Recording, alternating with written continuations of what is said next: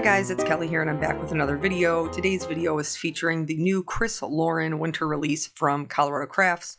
I am using the Cozy Reindeer mug, the Snowman Hug mug, and the Santa Cheer mug, and we're going to be doing a slimline card with lots of masking. It's going to be all one layer. Before we get too far into the process, I just want to let you know today is the last day for free shipping. If you are international, they also offer a discounted rate for international shipping. They cannot do it for free because it's just too expensive, but they do offer a discount. So now, also it's the last day to enter for the blog to win, if you haven't headed over there. But I really wanted to do, one layer cards was really kind of like my first love, like little scene cards. And there's some that I still make quite a bit, but I know that they're really challenging for a lot of people. And so I thought I would do a little bit more in depth on showing how I can, you can do the masking and then give you the tricks that I have learned along the way that will make it a little bit easier. The first one is the most important one. Create masks for all of your items. Yes, this does mean more stamping. Yes, this does mean more fussy cutting, but it will also give you all of your items to move around and play with before you commit to stamping them on the paper. Now, you could totally create this card for using the dies and have it be just like the same exact scene, just as beautiful with much more dimension. But this is specifically to create it as a one layer card. So I'm using Eclipse masking paper. You could see I, tried to scooch everything as close together to save my masking paper.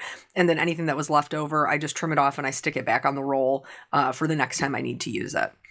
To make my fussy cutting easier, and this is true whether I'm fussy cutting masks out of masking paper or cardstock items that I might fussy cut, I always trim them down to be smaller pieces because smaller pieces are easier to trim out. When you're cutting your masks, you want to make sure that you're holding your scissors straight up in your dominant hand and you turn the paper with your non-dominant hand. This is going to give you a much smoother cut. Also, you want to make sure that you're cutting up right up against that black line, because if you have anything outside that's extra, it's going to block that when you're stamping something on top of it as well. You can go in for the inside of the handles and use an X-Acto knife and a cutting mat or a cutting board. But what I like to do is I just find the easiest part to cut through that's not that complicated. And then I just cut it and then go in there with my scissors, trim that out. And then when I go to stick it back down, I don't have to worry because it's just going to go right back to where it was originally. And you can see that here with the Santa mug. Now the Santa mug is the one that's going to be up front. So that's the only one I trimmed out the inside of the handle for, but you could definitely do it for all of them if you don't want to have to worry about color matching later on. So now when you're laying your things down, whatever is going to be in the front has to be closer to the front of the card. So I knew that I wanted my Santa to be sitting in the middle right up front. And so because of that, my little reindeer and my snowman have to be further back than the Santa. So here I'm just messing around with it to make sure that I can get placement so that all of the things and their toppers, all of these cute little guys have toppers. You could do the same card, maybe if you only had one of them, you could the reindeer, let's say, okay? You could do 2 regular reindeer and then put Rudolph in the middle, and that would be super cute, and it would only be one stamp. There's a bunch of ways that you could, do this. I happen to have all 3, and so I wanted to use all 3. So now I'm putting my Santa there. I'm double checking that his little whipped cream topping is going to fit at the top. And then they each come with an accessory. And so for Santa, it's the candy cane. For the, I almost called him Rudolph. For the little reindeer, it is this little holly. And then for the snowman, it's a little peppermint stick. And they also all have toppers. The reindeer has that, it's drawn a little bit different, but it is whipped cream. The Santa has more of a cupcake kind of style whipped cream, and then the snowman has marshmallows. So here I've kind of laid down what my game plan is. I will vary from this just a little bit. Here I was trying to figure out like if I would put down a sentiment or not, and I ultimately chose not to put a sentiment on the front of the card. I am going to stamp this, what does it say? Hold on, I'll find it. Sending you a hug and a mug, sending hugs and mugs, something like that. I'll stamp that one on the inside when I give the card. But I wanted to also kind of decorate the front.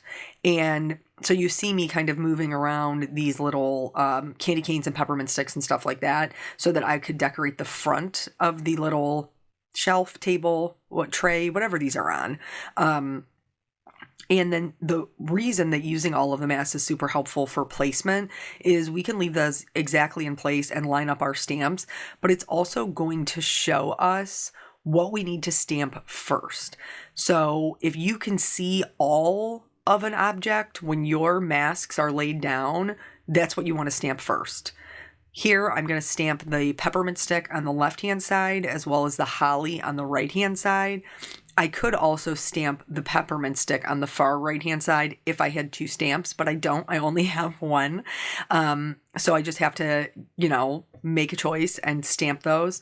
And then as we go through and get our stamps lined up, pick them up with our door for our Misty or whatever, stamping tool that you like. Or if you're using an acrylic block, you would just remove the masks, stamp them down. But I will say that this is easier with a positioning tool. So now I'm going to stamp these two things that are going to be in the front. I am stamping in Hero Arts Intense Black ink because it is safe for alcohol markers. And that's what I'm going to be doing the vast majority of our coloring.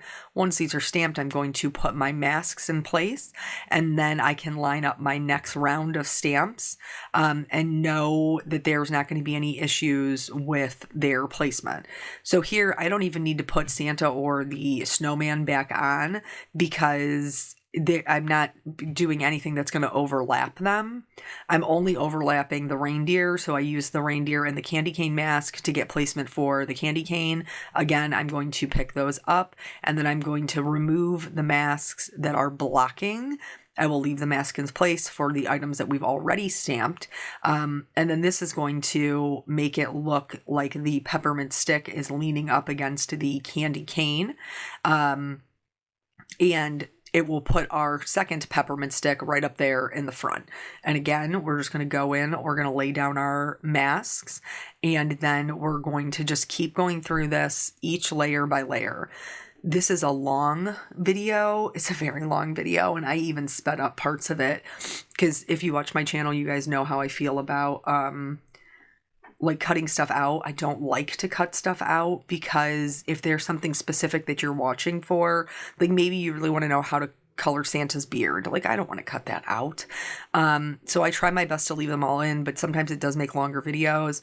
I do make the choice to speed some areas up, but please know that YouTube gives you the option of speeding things up or slowing them down. And so if something is going by too fast, you can always use that feature to slow them down. Here, I'm laying everything out. You saw me point to that little topper. The topper for the reindeer is the only one that you have to stamp it first and mask it because of his antlers. Everything else, the marshmallows and the Santa whipped cream topper, you don't have to worry about. Now, I chose to decorate my little reindeer with this little holly that came with him. And so in order for that to be seen first, I need to, here, this does happen because sometimes you get so involved in your setup. I forgot to put my magnet in place. And so I had everything lined up, but my magnet wasn't there holding my paper and I didn't have my sticky mat down. So thankfully it wasn't like stuck and I could unstick it with my tweezers and it was okay. But so then I'm going to remove these masks. I will stamp down the Santa because he is the mug that's in the forefront. So he will be stamped before any of the other mugs. And then I'm also going to stamp down the holly that's going to go in front of the reindeer and my second peppermint stick in front of my snowman, as well as my snowman's topper, which is those cute little marshmallows and like little chocolate candies. The other thing about these, if you're not familiar, I don't know I know with Chris Lauren's there is. I know with Anita Duram's there is. But if you look on the back of your packaging, there's usually like a colored up version. And Colorado Crafts is really, really great about like designers that have used the release. They'll show those pictures on their website as well. But you can always look there if there's any question about how you should color something. I was very lazy. Now, I told you at the beginning to cut masks for all of your items. I needed a second mask for my holly to mask both of them. I didn't need the one in front of the reindeer permanently. I just needed it to do my stamping. But ultimately, I decided not to cut another one. I don't know. I wasn't feeling it, so I didn't cut it. And that means that the snowman's going to be saved for last because I'm going to do almost all my stamping for my reindeer first. And could it have been done faster if I had cut a second mask? Yes, absolutely. But I didn't do that. So here, I'm getting all of my things lined up, and then you'll see me, I kind of came back to, I realized I needed to stamp the topper for the reindeer, and I was going to stamp the reindeer mug first, which would have been a problem. I was also going to stamp my whipped cream, and I needed to stamp my candy cane first. So even for somebody who's been doing this for a really long time, there can be some stuff that will catch you, especially if you're stamping a lot. And this scene does have a lot of stamping. I would highly recommend maybe starting out with a simpler scene. And I do have another video for that where, you can create a 1-layer scene where nothing is overlapping. But if you're a crafter who's maybe like, I'm coming up to the next level, I want to make more complicated 1-layer cards or make more complicated scenes, then I hope that this is helpful for you. So again, with the candy cane, I didn't cut a second mask. I didn't think I needed it. So I just moved that candy cane mask up. I am now going to put my mask in place for my reindeer cup. And then I will be able to stamp my topper. Because that reindeer cup has to go first in order for the antlers to not be covered by whipped cream. So now what I did not realize, and I didn't double check it, was that when I was adjusting the whipped cream for my reindeer, I bumped the whipped cream for my Santa, and I'm going to see it right away as soon as I stamp it. Like, you see that big pause? I was like, oh no, it moved. And it's not lined up perfectly. I don't think in the final card that you can notice. And at this point, I'm so invested in this card, I wouldn't do it again anyway. Like, that's just real talk. I wouldn't start over again.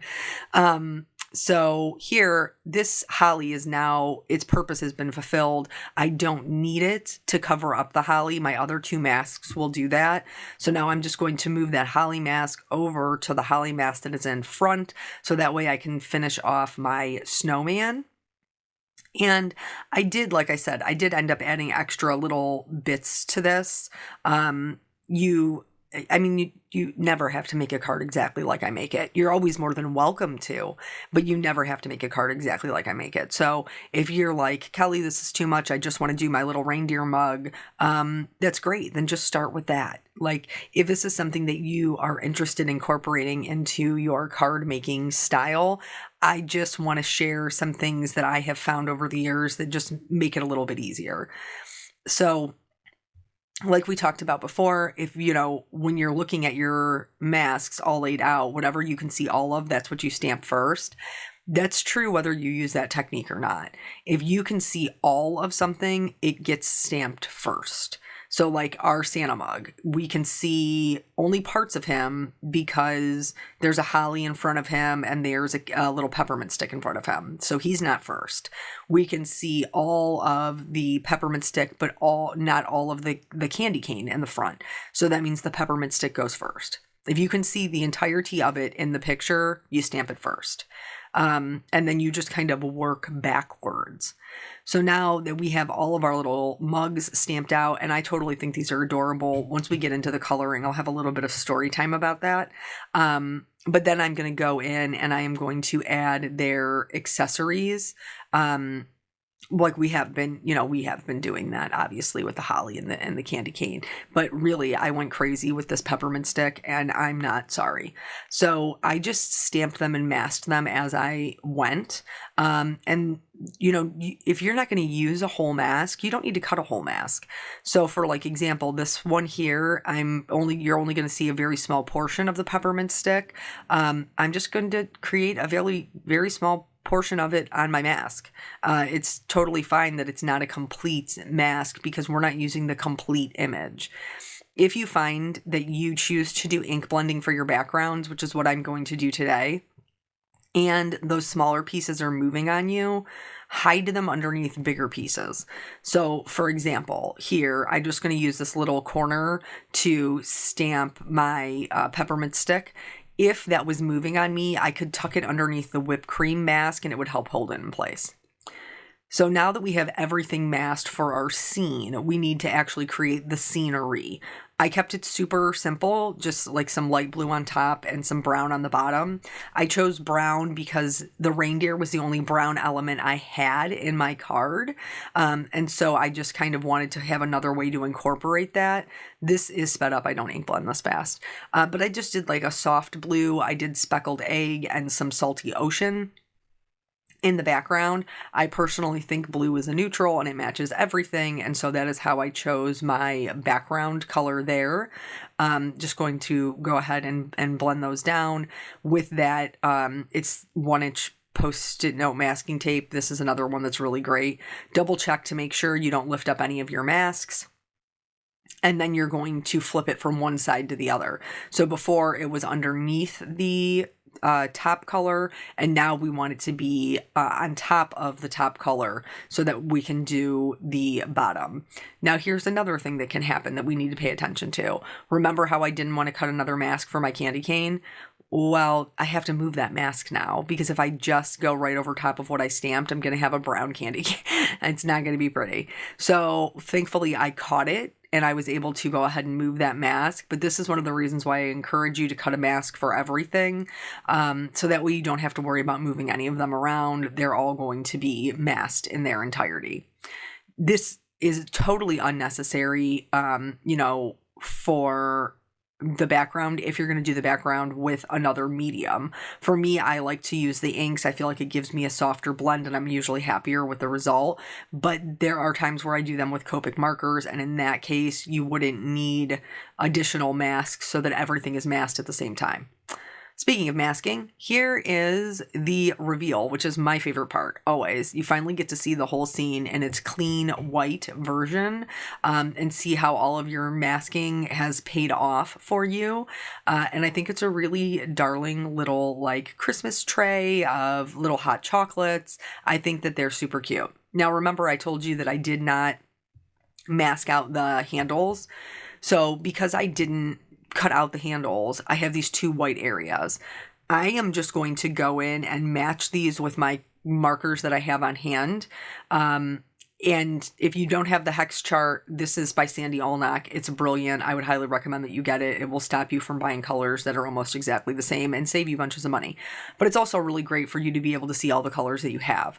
Sometimes, even though you have a lot of colors, you don't have the exact color. That's what happened to me. Speckled egg is much more desaturated, so it has a lot more gray in it. So I chose to go in with a BG10, which was still a little bright, but then once I went over it with a C1, it was almost perfect. I also filled in the back part of the shelf, and now we're going to get into the coloring portion. I know that it's a long one. We're already 20 minutes in and we haven't even started coloring anything, but I am the type of card maker and everybody's different. There is not a wrong way to be. I'm just explaining to you how I am in case this is the first video of mine you're ever watching. I don't mind spending 2 hours to create a card, as long as at the end of it, I'm happy with it and it looks like a Kelly card. Like it looks like something that I created that is unique, that doesn't look like everybody else's cards. And so that is my goal. That is what makes me happy as a creator. If you are a person who maybe is more quantity, like you're like, I want to sit down and create 16 cards today, then this style of card making is probably not for you because it can be a bit more time consuming to get to the end result. But I don't give away or sell a ton of cards. These are mostly for family or close friends that I would be giving gifts to. So let's talk about the coloring. I knew that I was going to have lots of white, and I wanted to make sure that the white of my Santa hat and beard and my snowman were different than the white of my whipped cream. So I chose to do the whipped cream in warm grays. That's what you see me doing here. And when you're coloring anything white, whether you're using warm grays, cool grays, toner grays, neutral grays, it doesn't matter. You're only putting in the shadows. And when you're doing it, it will look gray, even though we're going to leave a ton of white area. And we do leave a ton of white area because we're only adding in the shadows. You don't want to be heavy-handed with this. When you're going in and putting in your shadows, remember that the shadow portion should be a very small amount. So here we're going to go in. I start with my whites because they're the lightest color, which that way it reduces the chances that I'm going to smear the colors with other colors when I'm putting them next to them. So I'm going in and I'm doing my peppermint sticks and my candy canes, and I'm shading the whole object gray. The reason I choose to do that is because I'm not going to leave them gray, or I'm not going to leave them all white. The reason I'm shading the whole thing is because it's easier. It's easier to shade the whole object than it is to go into one of each individual lines. And my next color is going to cover it up anyway, so it doesn't matter. Now here we have this, like the poofy part of his hat. This is a really great way to see what I'm talking about when I'm saying how little shadow we're adding. So anywhere there was like a little bump up of the line, I added just a little bit of shadow. And then when I go back in with my next color, I'm going over the area I colored with my darkest color, but I'm only extending it out slightly.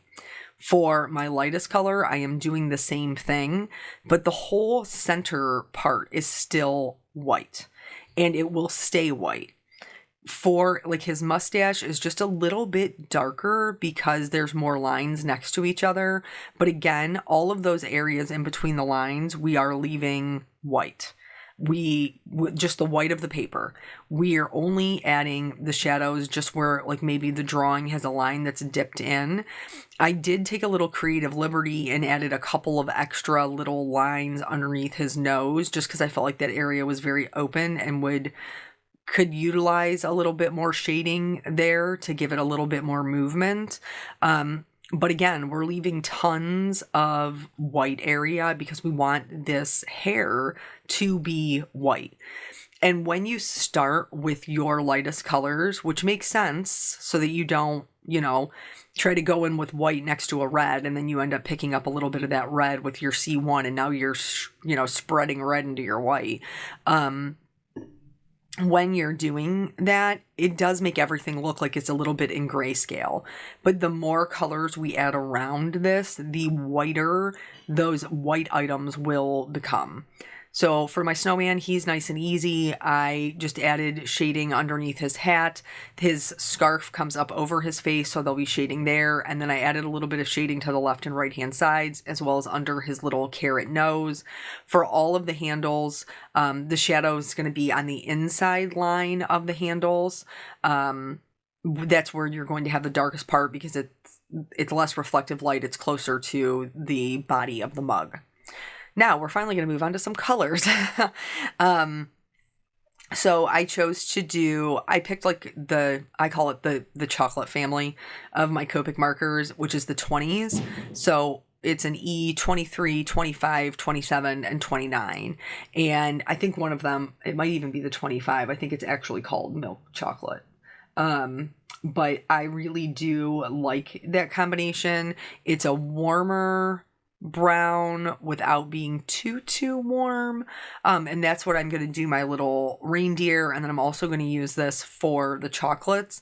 If you guys have ever watched any of my videos at all, because it's true not just of seeing cards, but when you have a lot of things going on in a card, if you can repeat your colors, it will help it to feel more cohesive and more balanced. And so I didn't choose a bunch of, different browns for his antlers and for his body and for the chocolates. I kept them all the same browns. Now, did I utilize more of my darker colors in the antlers? Yes. And then utilize more of my lighter colors in the reindeer? Yes, because I don't want them to look exactly the same, but they are the same colors, and consequently they will not compete with each other. In order to make sure that the reindeer body is just lighter all around, I did go in with that E23 and just go over everything to just lighten it up a little bit. The chocolates really don't require too much work at all. I just chose 2 colors and went in and colored my little chocolates. The skin tone that I'm going to be using for Santa, I chose to also color in the ears of my reindeer. Again, Santa's hat's coming down over his forehead, and his mustache is coming up over his cheeks. So there's going to be shading on that. Also added a little bit of shading to the left and right hand side to just increase that roundness. And again, we're just going to work out from our darkest color back towards our lightest color. And with the lightest portion, which is true of anybody in real life, the lightest portion is going to be where the light catches, which is like your T-zone top of your forehead and your nose and your chin. Now, we can't see Santa's chin because he has this big bushy beard, but that part would be lighter as well. Then moving on to the red, I colored this very traditionally. I suppose you could do like a red and a teal combination, but like for Santa, like Santa's red and white, like Santa just is. Though I did see last year, I think it was the Saint Nick stamp that Honeybee had. I think somebody colored him green, and that really was darling, but I don't know, I'm a traditionalist. I wouldn't have thought to do that. So anywho, for story time, 26 minutes into this video, Lord help us all. So I had told you guys that I had like a little craft day with my sisters and my kiddos and my mom, and even my niece came. And this was a couple of Sundays ago. But what we actually made was these faux hot chocolate mugs and candy dishes. And so it was funny when I showed my mom this card. She was like, hey, those look like the ones that we made. And we did them all. I actually saw it on a YouTube. I saw it on a YouTube video, and it was brilliant. You get like the glass mugs, and they're a really good size, from like Dollar Tree, and then you fill them up with the foam the Dollar Tree sells. They're like little round foam, like to put your flowers in, like little flower picks. But it fits right perfectly in that little mug. And then you can cover that with like you paint the inside of the mug for whatever you want. Coffee, hot chocolate, whatever. And then you put the little foam piece in. You can cover it with hot glue to like smooth out the top, or you can just paint it. And then you do like faux whipped cream on top, which is actually just spackling mixed with a little bit of water. And then I just bought the little like cake decorating tips at the Dollar Tree for whatever that was, like $1.25. And then you can just put it right out of the little cake decorator tip, like whipped cream, and they are so cute. We put little sprinkles on them. It was totally adorable. And they looked just like these. I love them. I made marshmallows out of air dry clay. And so one of them, is it mine or is it Caitlin's? I think it's mine. It has little marshmallows on them. Caitlin's, I think, just has sprinkles. Peanut was like, do I need to make one of these, or can I do whatever I want? And I was like, no, buddy, you can do whatever you want. So he didn't make a hot chocolate. He ended up making, which was so creative, he painted his mug white. And then he... because I bought a bunch of little, like, just, decor accessories, like little mints and sprinkles. And one of the things that I bought was like little foam pieces. It had like snowflakes and stars, and one of the things that it had in there was Santa's boots.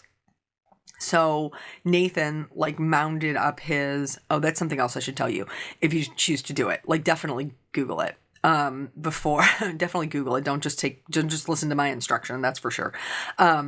But you put like a little domed piece of styrofoam before you do the spackling, because if you just do the spackling by itself, it's prone to collapse. Plus, it'll take 570 days for the spackling to harden if you put that many layers up on it.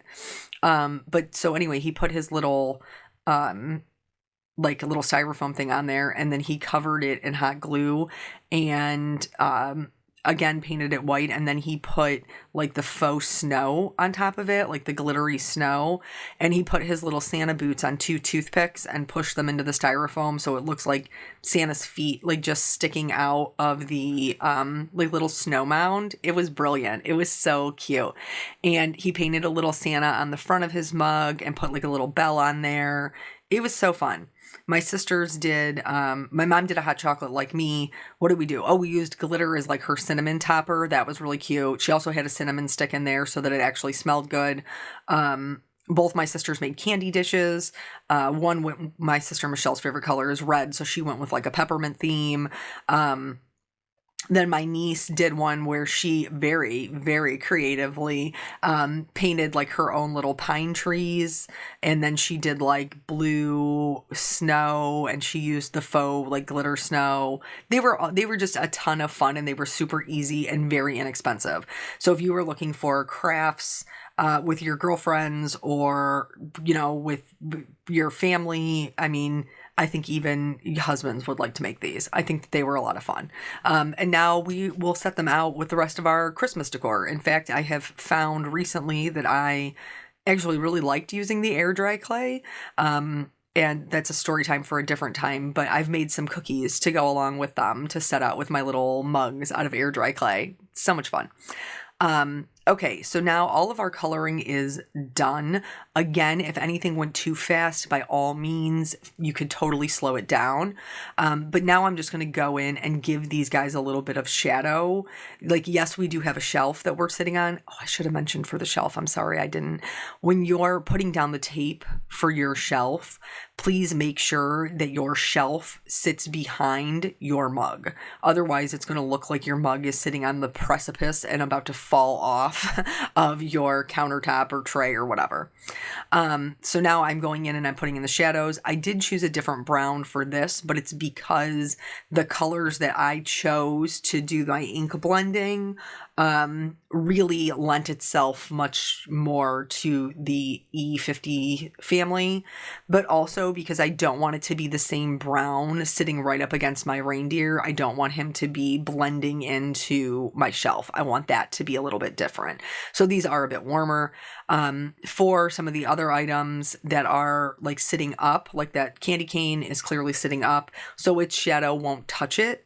There will be a gap in the shadow. Same thing with this little holly. I did go back in with a gray marker to just deepen up those shadows and make them stand apart. Now, I should have done this before and I didn't, so I did have to go back in and fix it. I think it's fun to add the little white highlights. I'm using a number 10 white gel pen to just go in, add some little highlights to my things. This is like part of the detail work that is my favorite. It's one of those things that kind of like sets your card apart from everyone else's. And I enjoy that. But this is not necessary. It will still be just as cute if you put no white highlights on it. Just an FYI there. I'm also going to use the white gel pen to add some designs to their scarves. Again, totally optional, but something that makes it different. I did polka dots on my snowman's scarf. I did little teeny tiny baby polka dots. And I'm going to do more of like a crosshatch or a like a diagonal kind of crisscross type pattern on Rudolph's scarf here. But this is where I had to go back in and fix it because I didn't do the white pen before I did the dark shadow. And when I went in and did the white pen, I had to go right over my dark shadow. And of course that didn't make any sense. So once my white pen dried, I did have to go back in with that gray marker just for the candy cane shadow and just go right over top of that so it would make sense. I added some shimmers to some select things, his nose, the whipped cream, some of the candy canes and peppermint strips and, things like that. And then I am going to really, really glitter it up with my stickles. again, totally optional. Glitter's not for everybody. But I added that to the berries, to the chocolates on Santa, as well as my snowman, and then just like a line of it on my little candy canes and stuff. It's enough to catch the light and people will know it's glittery. And then that's it. That's the whole card. So I hope if you have any questions or if something there isn't something you understand, please leave me a comment below. I do try to get to them in a timely fashion. Again, last date for free shipping if you're interested in picking up anything from Colorado Crafts. Thank you so much for joining me. I always appreciate your time, and I will catch you on the next video. Bye.